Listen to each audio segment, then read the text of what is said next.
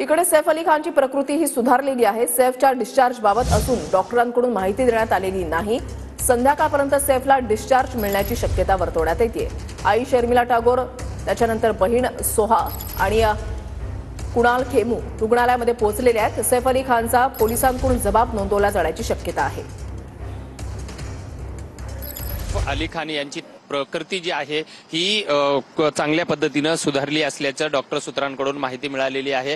आपण बघू शकता की मी आता लीलावती हॉस्पिटलमध्ये आहे। आज रविवारचा दिवस आहे आणि आज सैफ अली खानची आई जी आहे शर्मिला टागोर, तिची बहीण सोहा आणि तिचा पती कुणाल केमू हे आज सकाळी 10:30 ते 11च्या सुमारामध्ये या रुग्णालयामध्ये आलेले आहेत। सैफ अली खानची जी प्रकृती जी आहे ही सुधारली असल्यामुळे त्याचा जबाब नोंदविण्यासाठी काल या ठिकाणचे मुंबई पोलीस जे आहेत लीलावती हॉस्पिटलमध्ये दाखल झालेले होते।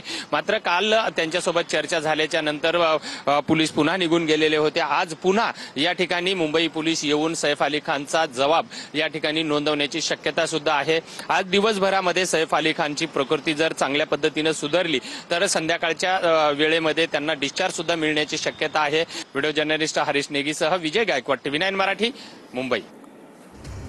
सैफ अली खानला रुग्णालयामध्ये दाखल करून 4 दिवस आता झालेले आहेत। मात्र संध्याकाळपर्यंत सैफला डिस्चार्ज मिळण्याची शक्यता वर्तवण्यात आलेली आहे। त्याच्या प्रकृतीमध्ये सुधारणा होत आहे आणि त्याची आई शर्मिला टागोर, त्याच्यानंतर बहीण सोहा अली खान आणि सोहा अली खानचा नवरा कुणाल खेमू हे आता रुग्णालयामध्ये पोहोचलेले आहेत त्याच्या प्रकृतीची विचारपूस करण्यासाठी। गेल्या 4 दिवसांपासून सैफ अली खान याच्या प्रकृतीची विचारपूस करण्यासाठी सिने स्टार सुद्धा आल्याचं पाहायला मिळालेलं आहे।